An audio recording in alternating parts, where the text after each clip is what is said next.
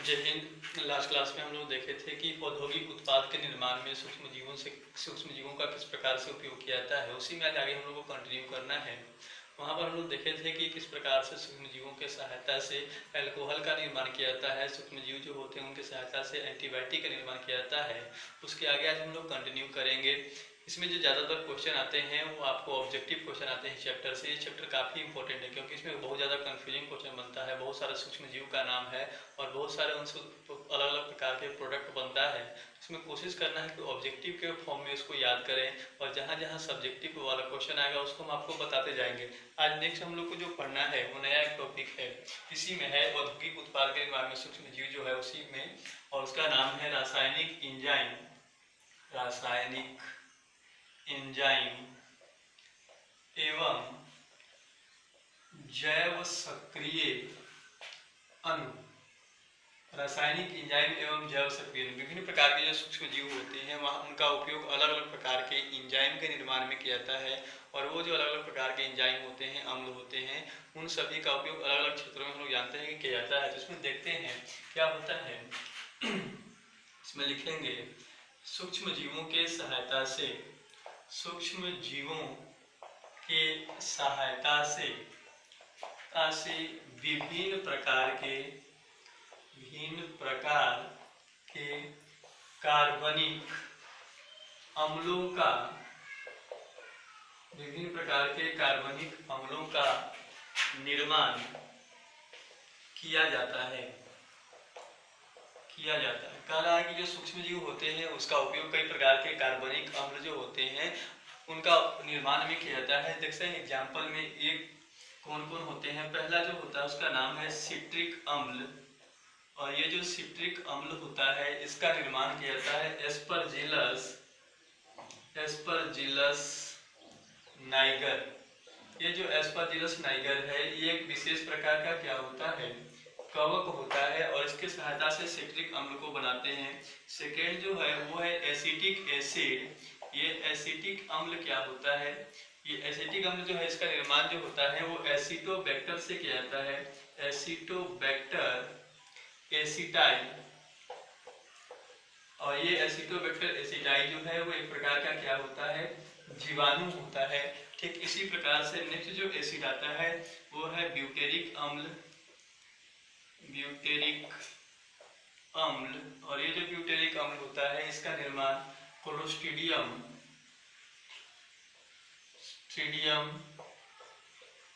बोटिलिकम या ब्यूटिलिकम भी कह सकते हैं, ये जीवाणु है, इसके सहायता से इसको तैयार किया जाता है। नेक्स्ट जो आता है फोर्थ में वो है लैक्टिक एसिड। इसके बारे में आप लोग जानते हैं। लैक्टिक अम्ल जो होता है इसका निर्माण किया जाता है लैक्टोबैसिलस लैक्टिस, और ये लैक्टोबैसिलस लैक्टिस जो है इसके सहायता से हम लोग किसका निर्माण करते हैं, लैक्टिक अम्ल। इसके साथ साथ और बहुत सारे ऐसे अम्ल होते हैं जिनका निर्माण सूक्ष्म जीवों के सहायता से किया जाता है। ये एग्जाम्पल जो लिए हैं वो एनसीईआरटी का एग्जाम्पल लिए हैं, तो इसको आप क्या करिए, नोट करिए। इसके बाद आगे बढ़ते हैं।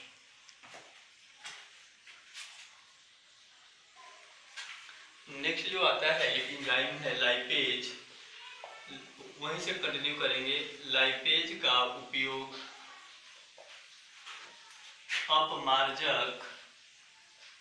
अपमार्जक के निर्माण में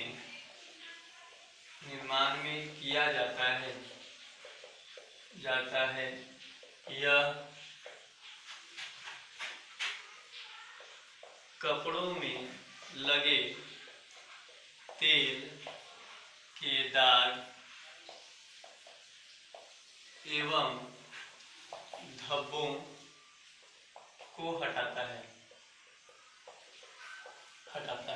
कह रहा है कि जो लाइपेज एंजाइम है इसका उपयोग हम लोग किसके निर्माण में करते हैं, अपमार्जक के निर्माण में करते हैं। अपमार्जक सर्फ को कहा जाता है, ठीक है।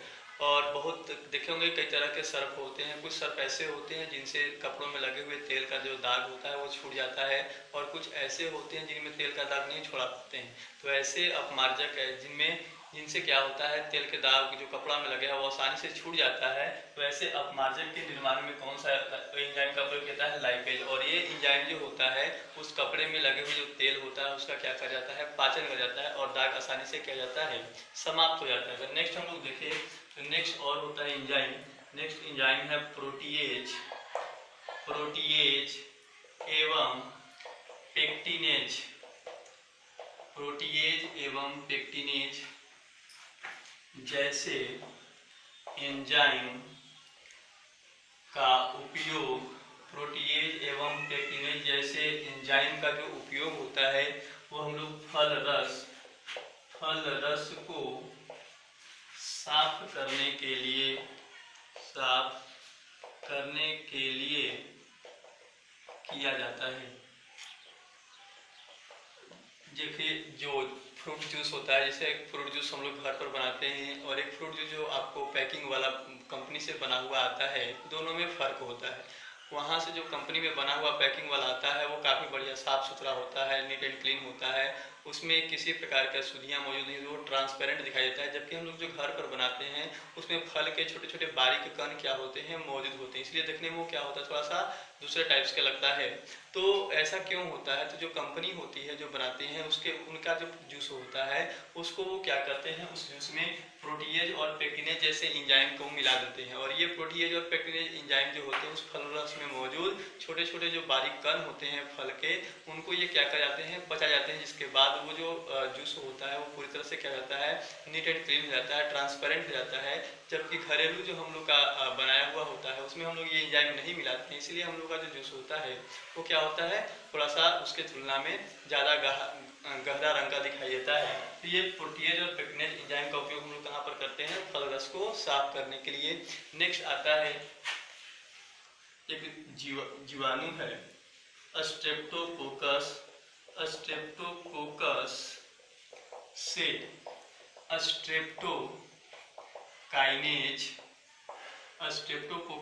स्ट्रेप्टोकाइनेज प्राप्त होता है जो थक्का स्फोटन यही इम्पोर्टेंट है में सहायता करता है।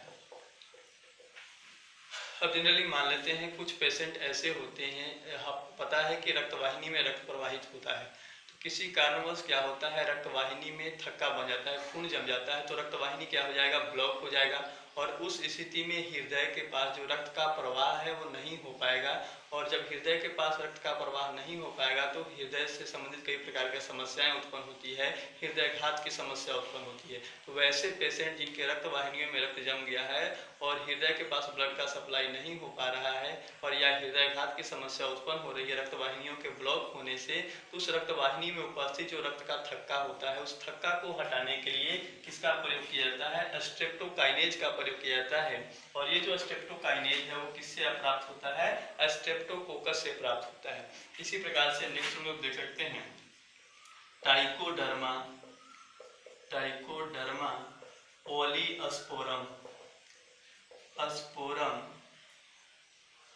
टाइकोडर्मा पॉलीस्पोरम से साइक्लोस्पोरिन ए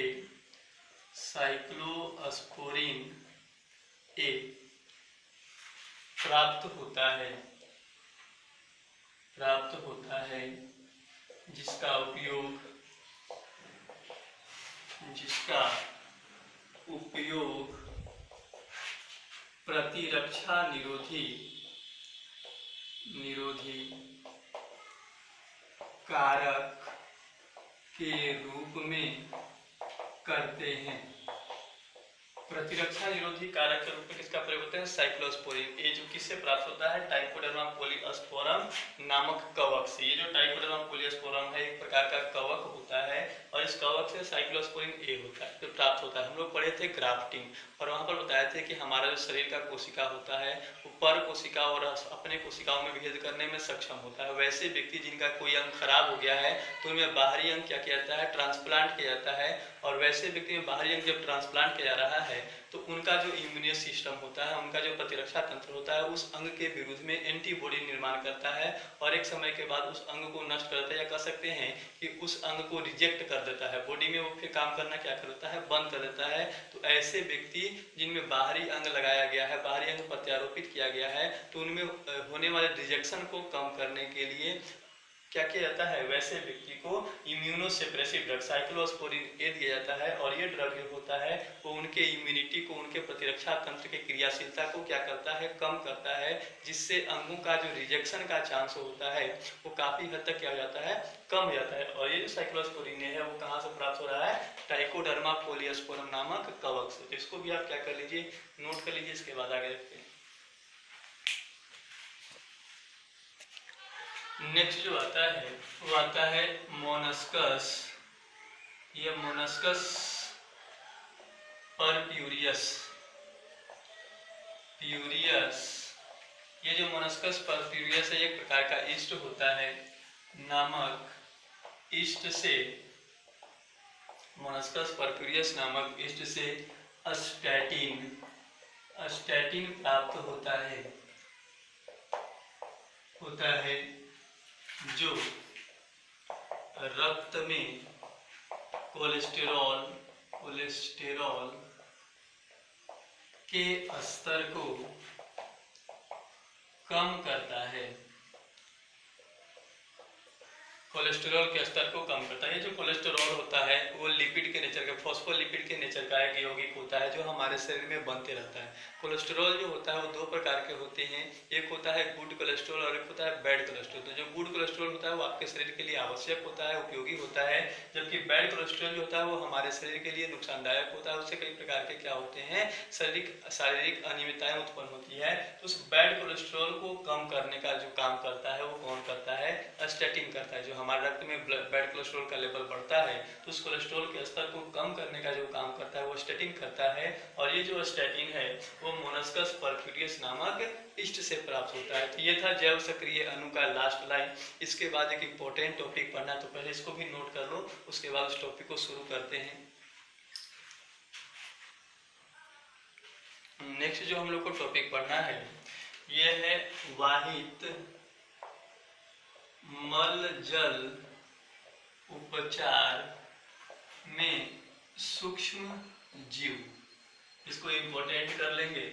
ये जो टॉपिक है ये काफ़ी इम्पोर्टेंट है और ये हर साल दीर्घ में आता है, ठीक है ना। ये पूरे 5 नंबर का क्वेश्चन हर साल आता है। आपको पूछेगा कि वाहित मल जल के उपचार में सूक्ष्म जीवों की भूमिका लिखें, ठीक है। इसको इम्पोर्टेंट कर लेना है दीर्घ के लिए। यहाँ से सब्जेक्टिव क्वेश्चन आएगा, ये क्या होता है इसको समझिएगा। इसमें आज आपको लिखना ज़्यादा पड़ेगा, ठीक है। और अंत में हम लोग क्या करेंगे, इसको समझाने का एक बार समराइज करेंगे। तो पहले कोशिश करना है कि इसको क्या करें, नोट करते चलें। देखिए इसमें क्या होता है, सबसे पहले वाहित मल जल समझते हैं। घरों से, शहरों से, फैक्ट्रियों से या कई प्रकार के जो कल कारखाने होते हैं वहाँ से क्या होता है, कुछ जल जो होता है वो गंदगी के रूप में जल नालियों के द्वारा क्या होता है, घर से बाहर निकलता है। और उस नालियों में क्या होता है, कई प्रकार के व्यर्थ के हानिकारक पदार्थ मौजूद होते हैं। तो घरों से, शहरों से निकलने वाले इस प्रकार के जो नाली होते हैं उनको हम लोग सीवेज कहते हैं और हिंदी में उनको क्या कहा जाता है, वाहित मल जल कहा जाता है। अब इनमें क्या होता है, कार्बनिक पदार्थों की मात्रा अधिक होती है, इनमें कई प्रकार के रोग कारक मौजूद होते हैं। तो अगर आप इनको सीधे सीधे नदी में डाल दीजिएगा तो नदी क्या हो जाएगा, दूषित हो जाएगा और उसमें रहने वाले जो जीव जंतु हैं वो क्या हो जाएंगे, मर जाएंगे। साथ ही साथ क्या होगा, उससे कई प्रकार के जल जनित रोग उत्पन्न होगा।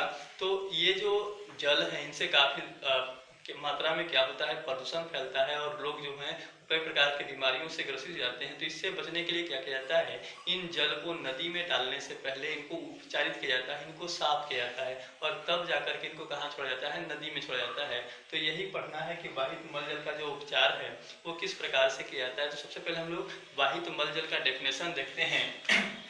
देखिए घरों, फैक्ट्रियों एवं शहरों से निकलने वाले लिखते चलना ऐसे जल जिनमें हानिकारक एवं व्यर्थ के पदार्थों की मात्रा अधिक होती है उसे वाहित मल जल कहते हैं। कह रहा है कि घरों, फैक्ट्रियों और शहरों से निकलने वाले ऐसे जल, ठीक है, जिनमें हानिकारक पदार्थ या बेकार के पदार्थों की मात्रा क्या होती है, अधिक होती है, ऐसे जल को ही हम लोग क्या बोलते हैं, वाहित मल जल कहते हैं। इसमें लिख सकते हैं वाहित मल जल में, वाहित मल जल में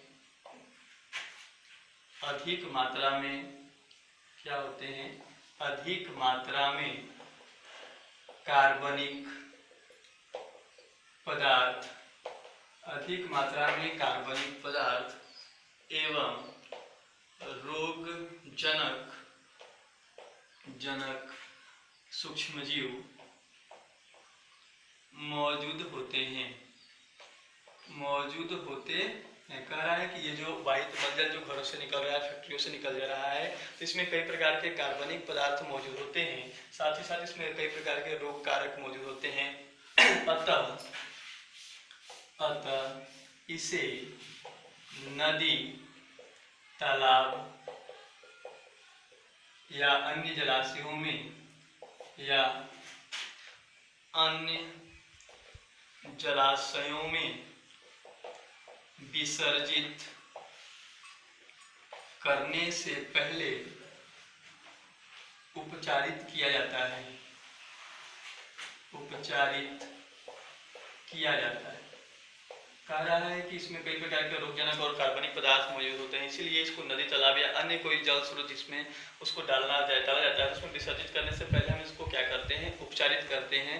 अब इसी में आता है कि वाहित मल जल का उपचार, वाहित मल जल का उपचार, वाहित मल जल जो है उसका उपचार परपोषी, ये एनसीईआरटी में लिखा हुआ है, परपोषी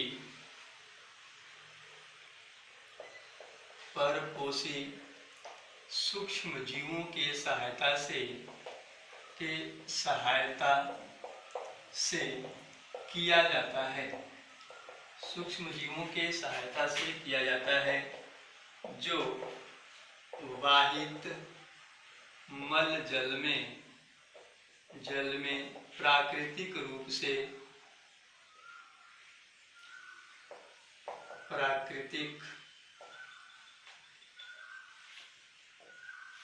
से पाए जाते हैं। कह रहा है कि ये जो उपचार करना है जल का, तो इनका जो उपचार करेंगे हम लोग वो सूक्ष्म जीवों से। कैसे सूक्ष्म जीव से, परपोषी, जो अपने भोजन के लिए दूसरे के ऊपर निर्भर करेंगे, तब ना वो उस भोजन का क्या करेंगे, जो कार्बनिक पदार्थ मौजूद है वहाँ पर उसका पाचन करेंगे। तो ये परपोषी सूक्ष्म जीवों के सहायता से किया जाता है। और ऐसा नहीं कि परपोषी सूक्ष्म जीव को हम लोग को बाहर से ऐड करना होता है, वो वाहित जल जो होता है उसे प्राकृतिक रूप से क्या होता है, पाए जाते हैं। अब इसी में लिखना है कि वाहित मल जल का उपचार, वाहित मल जल का उपचार मुख्य रूप से 2 चरणों में किया जाता है।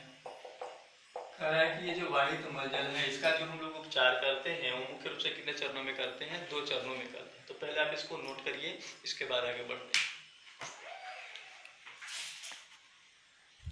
तो 2 चरण कौन कौन होते हैं। पहला जो चरण होता है उसको बोलते हैं प्राथमिक उपचार।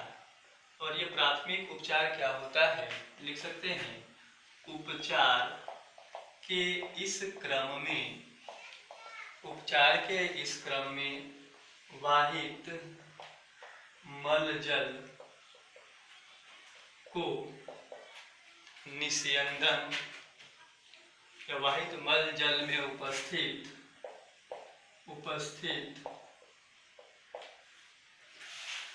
छोटे बड़े कणों को निस्यंदन का मतलब होता है फिल्ट्रेशन, छानना, एवं अवसादन के द्वारा भौतिक रूप से अलग किया जाता है। कह रहा है कि प्राथमिक उपचार के क्रम में हम लोग क्या करते हैं कि वाहित मल जल में मौजूद जो छोटे बड़े कण होते हैं, छोटे बड़े कण कहने का मतलब कुछ ऐसे कण होते हैं जो पानी की सतह पर तैरते हैं, कुछ ऐसे कण होते हैं जो पानी में घुले हुए होते हैं, और कुछ भारी कण होते हैं जो पानी के नीचे क्या हो जाते हैं, बैठ जाते हैं। तो जो छोटे बड़े जो तैरने वाले कण होते हैं उनको तो हम लोग क्या कर लेते हैं, फिजिकली छान लेते हैं, और जो भारी कण होता है उसको हम लोग नीचे क्या कर लेते हैं, बैठ लेते हैं। और नीचे बैठने के भारी कणों को नीचे बैठने की क्रिया क्या कहलाती है, अवसादन कहलाती है। तो उसको हम लोग बोलेंगे अवसादन के द्वारा अलग किया जाता है। नेक्स्ट इसी में लिख सकते हैं सर्वप्रथम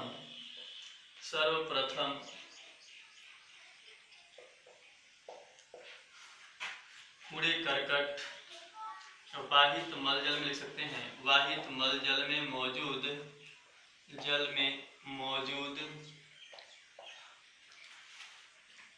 कूड़े करकट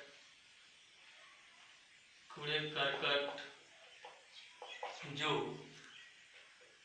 जल के सतह पर मौजूद होते हैं, जो सतह पर मौजूद होते हैं उन्हें निस्यंदन द्वारा अलग किया जाता है। इसके बाद बालू एवं मृदा के छोटे बड़े कणों को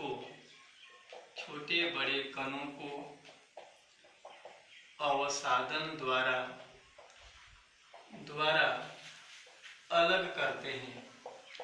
अब इसमें दो चीज है, जो वाहित मलजल आ रहा है तो उसमें जो सतह पर तैरने वाले हैं, उन सतह पर तैरने वाले को अपशिष्टों को हम लोग क्या कर ले रहे हैं, उसको छान ले रहे हैं, ठीक है। और जो बालू है या मृदा के जो छोटे बड़े कण भारी कण हैं वो क्या हो जाएंगे, नीचे अवसाद बैठ जाएंगे, तो उसको हम लोग अवसादन की क्रिया से अलग कर लेंगे। अब कुछ जो है वो क्या होता है, वो पानी में घुला हुआ होता है, ना तो तैर रहा होता है और ना ही वो नीचे बैठते हैं। तो ऐसे अशुद्धियों को हम लोग क्या बोलते हैं, प्लावी बोलते हैं। और वो प्लावी और ये जो अवसादन के द्वारा जो नीचे बैठा हुआ भारी कण है, दोनों मिलकर किसका निर्माण करते हैं, बहिस्राव का निर्माण करते हैं, जिसका उपयोग हम लोग, जिसको उपचार हम लोग नेक्स्ट जो चरण है उसमें करेंगे। इसमें लिख सकते हैं कि अलग करते हैं वाहित मलजल में मौजूद प्लावी का मतलब होता है तैरने वाले कण, प्लावी कण एवं अवसाद, ये जो अवसादन के द्वारा नीचे जो बैठा हुआ है उसको अवसाद बोल रहे हैं। प्लावी कण एवं अवसाद मिलकर बहिस्राव, ये इंपॉर्टेंट है, बहिस्राव का निर्माण करते हैं, बहिस्राव का निर्माण करते हैं,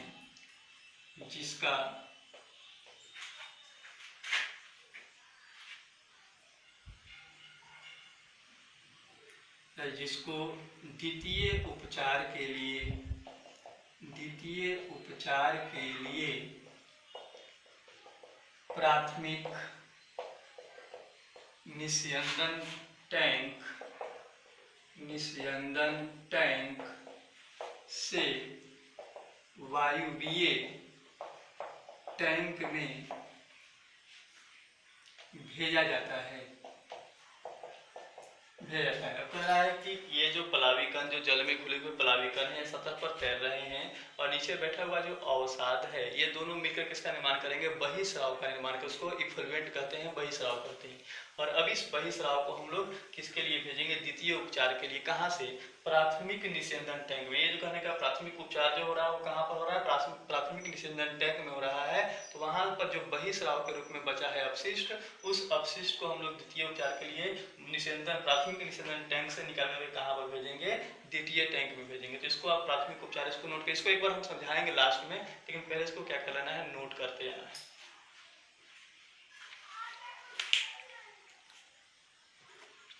दूसरा जो चरण होता है उसको बोलते हैं द्वितीय उपचार। इसमें क्या होता है, उपचार के इस क्रम में बहिस्राव अभी बताए कि जो प्राथमिक निस्संदन टैंक से आ रहा है उसको बहिस्राव को वायवीय टैंक को इंग्लिश मीडियम वाले बुक में एरिएशन टैंक लिखा है। वायवीय टैंक से गुजारा जाता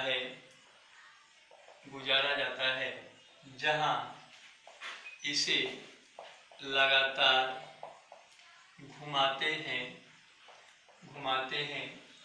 एवं इसमें वायु पंप करते हैं।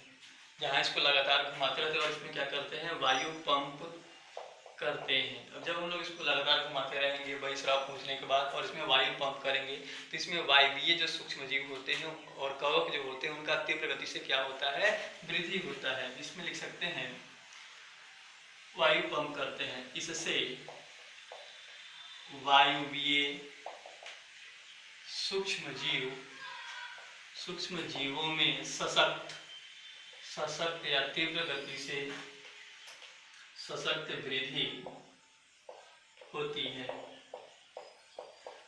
अब ये जो सूक्ष्म जीव हैं वो सशक्त वृद्धि करेंगे और ये क्या करते हैं, कवक तंतु के साथ मिलकर के एक झुंड का निर्माण करते हैं और उस कवक तंतु द्वारा मिलने के बाद जो झुंड तैयार होता है उसको उर्नक या फ्लॉक कहते हैं, वृद्धि होती है। इसी में लिख सकते हैं ये सूक्ष्म जीव कवक तंतुओं से जुड़कर जाल जैसी रचना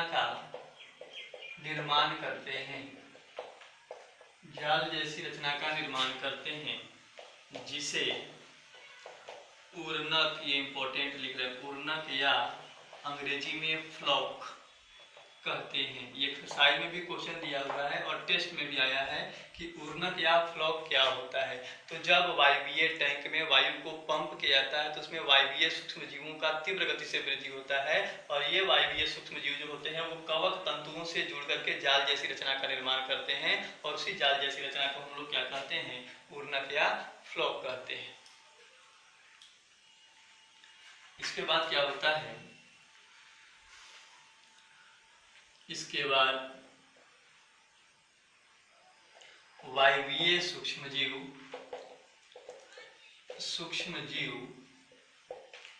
वाहित मलजल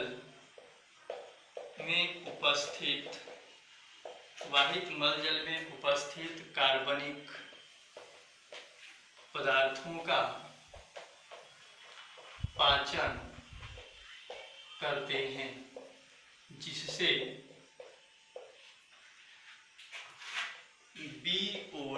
बीओडी का पूरा नाम होता है biochemical oxygen demand, biochemical oxygen demand BOD में कमी आती है। ये बीओडी में कमी का मतलब क्या होता है कि जैसे कार्बनिक पदार्थों का पाचन करना है तो वो परपोषी जीव है और किसी चीज को पचाना होता है या उसका श्वसन करना होता है, ऑक्सीकरण करना होता है तो उसके लिए ऑक्सीजन चाहिए होता है। तो वो क्या करते हैं कि जब उसका पाचन शुरू करते हैं तो वो जल में घुला हुआ ऑक्सीजन को क्या करते हैं, सूखते हैं। जिससे तो धीरे धीरे क्या होगा, कार्बनिक पदार्थों का मात्रा कम होगा और जब धीरे धीरे कार्बनिक पदार्थों का मात्रा कम होगा तो जल में घुला हुआ ऑक्सीजन वो कम खींचेंगे और जब कम खींचेंगे तो जो ऑक्सीजन का डिमांड है वो क्या हो जाएगा, कम हो जाएगा। तो वही कह रहा है कि जब मल जल में उपस्थित कार्बनिक पदार्थों का पाचन करते हैं तो उस दौरान क्या होता है कि जो बीओडी है जिसको हम लोग बायोकेमिकल ऑक्सीजन डिमांड कर रहे हैं इसमें कमी आती है। यहीं पर लिखेंगे यहाँ उपचार तब तक किया जाता है जब तक बीओडी घटकर निम्न स्तर पर न आ जाए।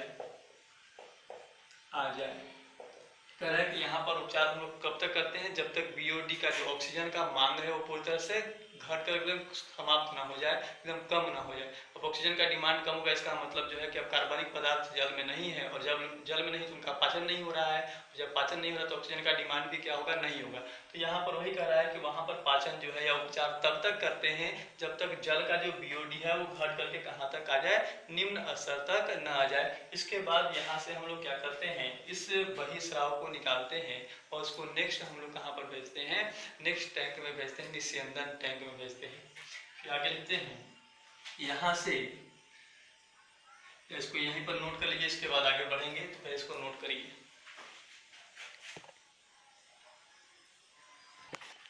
उसी में आगे कंटिन्यू करेंगे, पैराग्राफ चेंज करके बीओडी घटने के बाद बहिस्राव को निस्यंदन टैंक में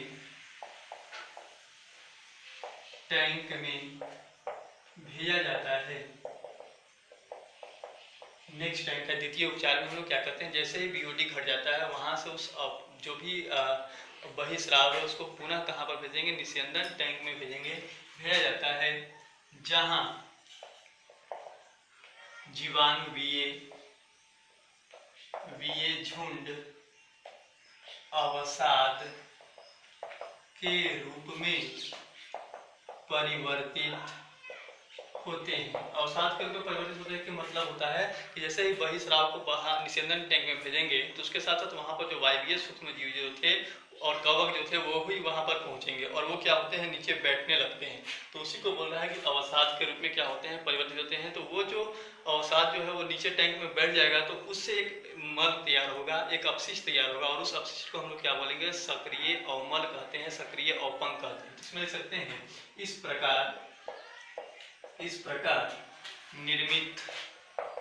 प्रकार निर्मित अवसाद को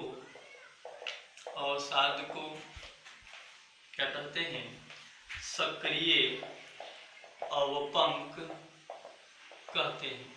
इस प्रकार निर्मित अवसाद को क्या कहते हैं, सक्रिय अवपंक कहते हैं। अब ये जो सक्रिय अवपंक बना है इसके थोड़े से भाग को हम लोग क्या करते हैं, पीछे वाला जो वायवीय टैंक था उसमें निकाल करके भेज देते हैं। ऐसा इसलिए जैसे मान लीजिए दही जमाना होता है तो हम लोग छोटा दही का थोड़ा सा भाग क्या कर लेते हैं, पीछे रख लेते हैं। तो वायवीय सूक्ष्मजीव सभी के सभी वायवीय सूक्ष्मजीव जो हैं वो वायवीय टैंक से निकल कर निस्यंदन टैंक में आ गए। तो वायवीय टैंक जो है वो वायवीय सूक्ष्मजीव उसमें नहीं है। तो अगर मान लीजिए दोबारा उपचार करना हो तो कहाँ से वायवीय सूक्ष्मजीव आएंगे, तो इसलिए निस्यंदन टैंक में जो भी वायवीय टैंक सूक्ष्मजीव होते हैं उनको छोटे से भाग को हम लोग क्या करते हैं, निकाल करके पुनः कहाँ पर भेज देते हैं, वायवीय टैंक में भेज देते हैं। तो यहाँ पर लिख सकते हैं सक्रिय अवपंक के छोटे भाग को पुनः पीछे वायवीय टैंक में भेज दिया जाता है या भेजा जाता है तथा बड़े भाग को या शेष बचे भाग को एक बड़े टैंक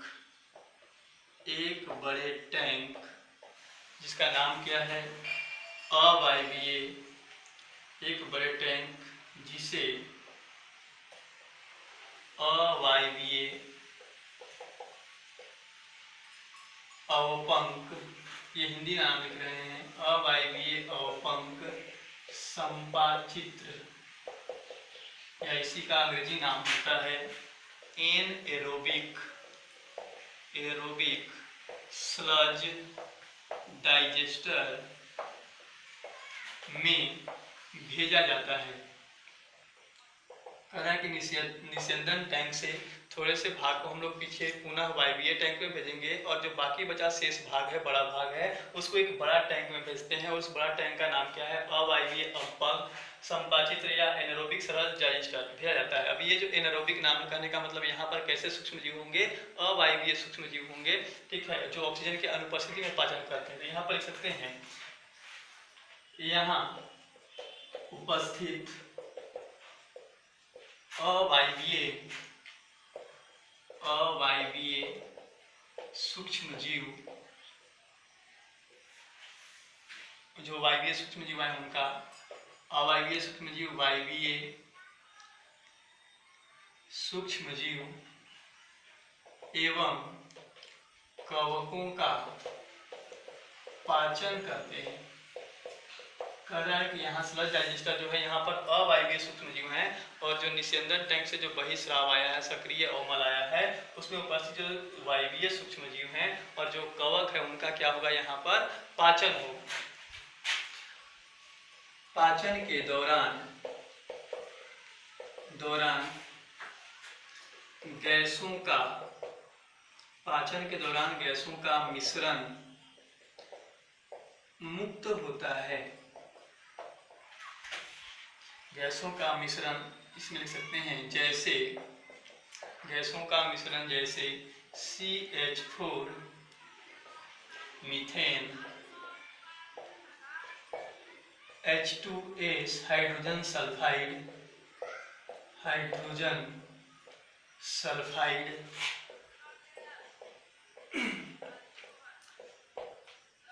एवं CO2, इसे जानते होंगे आप लोग, कार्बन डाइऑक्साइड जैसे गैस मुक्त हो, CO2 गैस मुक्त होते हैं जिन्हें बायोगैस कहा जाता है। कह रहा है कि जब अवायवीय सूक्ष्म जीव जो हैं वो वायवीय सूक्ष्म जीव और कवकों का ऑक्सीजन की अनुपस्थिति में पाचन करते हैं, उस स्थिति में क्या होता है कि वहां पर गैसों का मिश्रण मुक्त होता है। कौन कौन गैसों का मिश्रण होता है? CH4 होता है, सॉरी यहाँ वो CH2 लिख दिए हैं, CH4 होता है, H2S होता है और कार्बन डाइऑक्साइड होता है। और ये जो गैसों का मिश्रण जो वहाँ पर पाचन के दौरान मुक्त हो रहा है, इन्हीं को हम लोग क्या कहते हैं? बायोगैस कहते हैं। और इस बायोगैस का उपयोग हम लोग ईंधन के रूप में करते हैं। तो ये इतना होने के बाद क्या होता है, वहाँ पर जैसे ही वायवीय सूक्ष्म जीवों का पाचन हो जाता है तो वो जो जल होता है वो पूरी तरह से क्या हो जाता है? शुद्ध हो जाता है। और अब आप उसको हम लोग क्या कर सकते हैं? नदी तालाब में छोड़ सकते हैं। कहने का मतलब यहाँ पर द्वितीय उपचार क्या होता है? संपन्न होता है, जिसके बाद भी 2-4 लाइन लिखना है। पहले आप इसको क्या करिए, नोट करिए, उसके बाद इसको देखते हैं।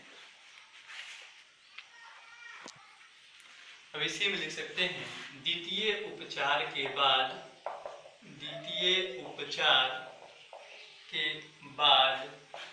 बहिस्राव को, द्वितीय उपचार के बाद बहिस्राव को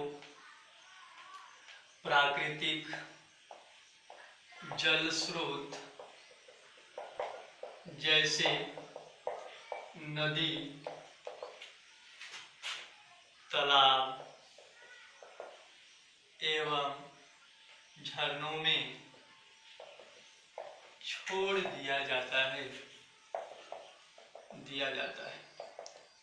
तो यहाँ पर ये क्या होता है, वाहित मल जल उपचार में सूक्ष्म जीवों की भूमिका जो है वो एक तरह से लिखने वाला जो कार्य है वो समाप्त होता है। अगर एग्जाम में आएगा कि वाहित मल जल उपचार में सूक्ष्म जीवों की भूमिका लिखे, तो वाहित मल जल से जो हम लिखना शुरू किए हैं वो यहाँ तक लिखना होगा। अब इसको एक बार लिख लिए, इसके बाद क्या करिए, वीडियो आराम से रोक लीजिए और पूरा इसको पढ़िए ध्यान से। और उसके बाद जो हम यहाँ पर समझाने जा रहे हैं उसको क्या करना है, समझने का कोशिश करना है। ठीक है, तो इसको नोट कर लो और उसके बाद उसको पढ़िए और देखिए उसके बाद। तो देखिए, इसको समझने का कोशिश करिएगा। अभी बता कि वाहित मलजल क्या होता है। तो घरों या फैक्ट्रियों से निकलने वाले ऐसे जल जिनमें व्यर्थ के पदार्थों की मात्रा क्या होती है, अधिक होती है, उसको हम लोग क्या बोलते हैं, वाहित मलजल बोलते हैं। तो यहाँ से जो नालियाँ निकलती है घरों से जो, ठीक है ना, उसमें क्या होते हैं, व्यर्थ के पदार्थ मौजूद होते हैं, उसमें जल मौजूद होता है। तो इनको हम लोग नदी तालाब में नहीं डाल सकते हैं, क्योंकि इसमें कई प्रकार के कार्बनिक पदार्थ मौजूद होते हैं और साथ ही साथ क्या मौजूद होता है, रोगजनक मौजूद होते हैं। तो अगर आप सीधे उसको नदी में छोड़ दीजिएगा तो उससे नदी का जल क्या हो जाएगा, दूसरी जगह। तो उसको हम लोग क्या करते हैं, उपचारित करते हैं। और उपचारित करने के लिए हम लोग क्या करते हैं, प्राकृतिक विधि का प्रयोग करते हैं। उसमें बताया कि हम लोग किसी भी वाहित मलजल को उपचार के लिए परपोषी जीवों का सहायता लेते हैं और वो परपोषी जीव प्राकृतिक रूप से इस जल में क्या होते हैं, मौजूद होते हैं। इस जल को हम लोग क्या बोल रहे हैं, वाहित मल जल कह रहे हैं। अब ये जो वाहित मल जल है उसको सबसे पहले उपचार के लिए हम लोग क्या करते हैं, उसका प्राथमिक उपचार करते हैं। और प्राथमिक उपचार के लिए हम लोग किसका प्रयोग करते हैं, प्राथमिक निस्यंदन टैंक में। अब यहाँ पर यहाँ से ये जो नली है इसके माध्यम से जो भी अपशिष्ट है वो यहाँ पर आएगा। अब इसमें अपशिष्ट जो आएंगे तो कुछ जो ऐसे अपशिष्ट होते हैं वो पानी के सतह पर तैरते रहेंगे और कुछ जो होंगे वो जल में क्या होंगे, घुले हुए होंगे। और साथ ही साथ कुछ भारी कण होंगे वो क्या होंगे, नीचे सतह, टैंक के निचले सतह पर क्या हो जाएंगे, बैठ जाएंगे। तो जो तैरने वाले कण होते हैं उनको हम लोग किस विधि द्वारा यहाँ पर अलग करते हैं, उनको फिल्ट्रेट कर लेते हैं, छान लेते हैं, भौतिक रूप से उनको छान करके अलग कर देते हैं। और जो भारी कण होता है वो नीचे क्या होता है, अवसाद के रूप में बैठ जाता है। और कुछ ऐसे कण होते हैं जो ना तो ऊपर तैर रहे होते हैं और जो ना नीचे बैठते हैं, तो इनको हम लोग बोलते हैं प्लावी कण। क्या बोलते हैं, प्लावी कण। यहाँ पर दो चीज, ये जो अवसाद नीचे बैठा हुआ है इस अवसाद को हम लोग प्राथमिक अवपंक भी बोलते हैं, प्राथमिक अवपंक। तो यहाँ पर दो चीज, इसको तो हम लोग छान करके अलग कर लिए, तो इसको छान करके अलग कर लिए तो नीचे दो चीज बचा, एक तो ये जो प्लावी कण जो जल में घुले हुए हैं वो, और एक जो नीचे बैठा हुआ गंदगी है, भारी कण जो है, धूल मिट्टी का जो कण है वो। तो ये दोनों को हम लोग क्या बोलेंगे, बहिस्राव कहते हैं, बहिस्राव। अब ये जो बहिस्राव है यहाँ पर प्राथमिक उपचार कंप्लीट हो गया। इतना काम कहाँ पर करते हैं, प्राथमिक उपचार में। पहले कहने का मतलब यहाँ से वाहित मल जाया है तो उसमें जो उपस्थित दो काम यहाँ पर हो रहा है, दो विधि द्वारा, एक तो छान रहे हैं और जो भारी कण है उसको नीचे बैठने दे रहे हैं। तो जो छान रहे हैं उससे किसको, कूड़ा कचरा जो पानी की सतह पर तैरते हुए उसको छान रहे हैं, और जो भारी कण है वो नीचे क्या हो जा रहा है, बैठ जा रहा है। और साथ साथ कुछ ऐसे भी कण हैं जो जल में खुले हुए हैं, तो ऐसे कण को हम लोग क्या बोल रहे हैं, प्लावी कण। और जो जल में नीचे बैठ जा रहा है उसको अवसादन बोल रहे हैं, अवसाद बोल रहे हैं, या उसी को प्राथमिक अवपंक। तो ये जो अवसाद और प्लावी है ये दोनों मिलकर के किसका निर्माण करते हैं, बहिस्राव करते हैं। अब बहिस्राव को यहाँ से निकाल करके द्वितीय उपचार के लिए कहाँ पर भेजा जाता है, दूसरे टैंक में। और ये जो दूसरा टैंक है इसका नाम क्या है, वायवीय टैंक नाम है। अब यहाँ से बहिस्राव जो है, ठीक है, ये इसका नाम क्या है, बहिस्राव। और इस बहिस्राव का जो निर्माण हुआ है वो दो चीजों के मिलने से हुआ है, प्लावी और अवसाद के द्वारा। तो इनको हम लोग ला करके इस टैंक में भेजते हैं और इस टैंक का नाम क्या है, वायवीय टैंक या एरिएशन टैंक। तो यहाँ पर आएगा वो, यहाँ पर इसमें आकर के गिरेगा, ठीक है। जब इसमें गिरेगा तो ये जो टैंक है ये लगातार क्या होते रहता है, हिलते रहता है, घूमते रहता है। और जब ये घूमते रहेगा तो साथ ही साथ इसमें क्या करते हैं, हम लोग वायु पंप करते हैं। इधर से मान लेते हैं, इधर इसमें क्या पंप कर रहे हैं, वायु पंप करेंगे।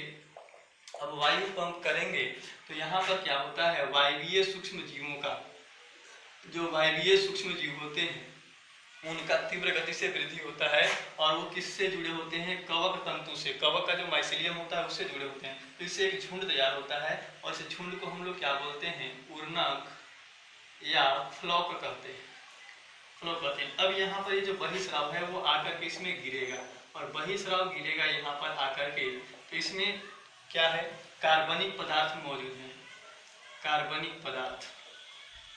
ये जो अवसाद आ रहा है या प्लावी है तो उसमें क्या मौजूद है, कार्बनिक पदार्थ मौजूद है। और इस कार्बनिक पदार्थों का पाचन कौन करेगा, ये सूक्ष्म जीव करना शुरू करेंगे, जिसको हम लोग क्या करें, उर्नक या फ्लॉक करें। अब ये सूक्ष्म जीव इस कार्बनिक पदार्थ का पाचन करेंगे तो उसके लिए इनको क्या चाहिए होगा, ऑक्सीजन चाहिए होगा। तो ये उस ऑक्सीजन के लिए या वहां से वायु पंप किया जा रहा है, साथ ही साथ जल में जो घुला हुआ ऑक्सीजन होता है उसका ये क्या करते हैं, उपयोग करते हैं। तो धीरे धीरे कार्बनिक पदार्थों का मात्रा क्या होगा, घटेगा। तो धीरे धीरे जल से ये ऑक्सीजन भी खींचना क्या करेंगे, कम करेंगे, ठीक है। कहने का मतलब ये जो जल से ऑक्सीजन को खींच रहे हैं किसी पदार्थ को पाचन करने के लिए, उसको हम लोग बीओडी कहते हैं। क्या कहते हैं, बीओडी। जल में घुले हुए ऑक्सीजन का उपयोग करके अगर किसी कार्बनिक पदार्थों का पाचन किया जा रहा है तो उसको हम लोग क्या कहेंगे, बीओडी। जितना ज्यादा कार्बनिक पदार्थ होगा उतना ही ज्यादा किसका आवश्यकता होगा, बीओडी का आवश्यकता होगा, ऑक्सीजन की आवश्यकता होगा। तो कार्बनिक पदार्थ का जब यहाँ पर पाचन होता है तो धीरे धीरे कार्बनिक पदार्थ क्या होंगे, घटेंगे। और जब धीरे धीरे कार्बनिक पदार्थ घटेंगे तो बीओडी जो ऑक्सीजन का डिमांड है वो भी क्या होगा, कम होगा। और यहाँ पर उपचार हम लोग बोले कि तब तक करते रहते हैं जब तक यहाँ पर कार्बनिक पदार्थ अर्थात बीओडी का मात्रा घट करके एकदम निम्न स्तर पर न पहुंच जाए। तो जैसे ही यहाँ पर कार्बनिक पदार्थों का पाचन हो जाता है, अर्थात कह सकते हैं कि बीओडी घट करके निम्न स्तर पर पहुंच जाता है, तो यहाँ से ये जो पूरे के पूरे बाह्य स्राव हैं इनको यहाँ से निकालते हैं और इनको नेक्स्ट टैंक में भेजते हैं। और वो कौन सा टैंक है, निस्यंदन टैंक, ठीक है। तो निस्यंदन टैंक में यहाँ पर कौन आ रहा है, यहाँ पर कार्बनिक पदार्थों का पाचन हो गया। अब इस जल में कौन बचा हुआ है, उर्नक या फ्लॉक। ये जो सूक्ष्म जीव जिनके द्वारा हम इस जल में ऊपर से कार्बनिक पदार्थों का पाचन किए वो सूक्ष्म जीव बचे हैं। तो यहाँ पर आया ये वायवीय सूक्ष्म जीव, वायवीय सूक्ष्म जीव। अब बात आता है कि यहाँ से वायवीय सूक्ष्म जीव यहाँ पर चले गए, तो यहाँ पर वायवीय सूक्ष्म जीव और ये जो पूरी तरह से क्या हो गया, साफ हुए। तो अगर बाद में पुनः यहाँ से यहाँ पर अपशिष्ट आएगा तो वायवीय सूक्ष्म जीव नहीं रहेंगे तो उनका पाचन आसानी से नहीं होगा। इसलिए ये जो वायवीय सूक्ष्म जीव है यहाँ पर जब पहुँचते हैं ये कहाँ पर बैठ जाते हैं, नीचे सतह पर बैठ जाते हैं। और जब ये वायवीय सूक्ष्म जीव जो है उनकी सतह पर बैठेंगे तो इसको हम लोग बोलते हैं अवसाद, अवसाद या सक्रिय अवमल, सक्रिय अवमल कहते हैं। अब इस सक्रिय अवमल जो है या वायवीय सूक्ष्मजीव जिसको बोल रहे हैं, इसके थोड़े से भाग को यहाँ से निकालते हैं और निकाल करके पुनः इसमें भेज देते हैं और बाकी भाग जो होता है उसको निस्यंदन टैंक से एक बड़े से टैंक में भेज जाता है। और उस बड़े से टैंक को हम लोग क्या बोलते हैं, एनएरोबिक स्लज डाइजेस्टर बोलते हैं। यहाँ पर एनएरोबिक स्लज डाइजेस्टर में अवायवीय सूक्ष्मजीव होते हैं। अवायवीय सूक्ष्मजीव जो इस यहाँ से जो वायवीय सूक्ष्मजीव यहाँ पर इंटर हुए हैं उस वायवीय सूक्ष्मजीव को ये अवायवीय सूक्ष्मजीव क्या करेंगे, पचाएंगे।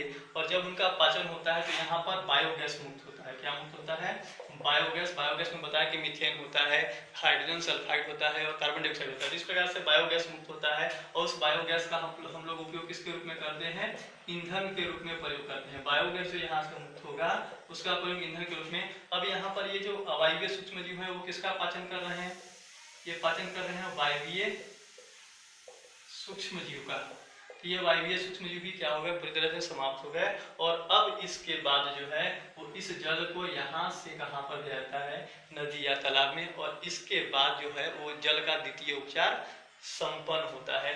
तो इसको पुनः से अगर समझ में नहीं आया होगा तो ये एनसीईआरटी में भी दिया हुआ है, उसको पढ़ने का कोशिश करिएगा। नहीं होगा तो फिर कॉपी में जो लिखवाए हैं उसको बार बार पढ़िएगा। और इस वीडियो को यहाँ पर ये जो छोटा सा पार्ट समझाए हैं इसको बार बार समझिएगा, तो उम्मीद करते हैं थोड़ा बहुत समझ में आएगा। बस आज के लिए इतना ही, बाकी विशेष अगले क्लास में।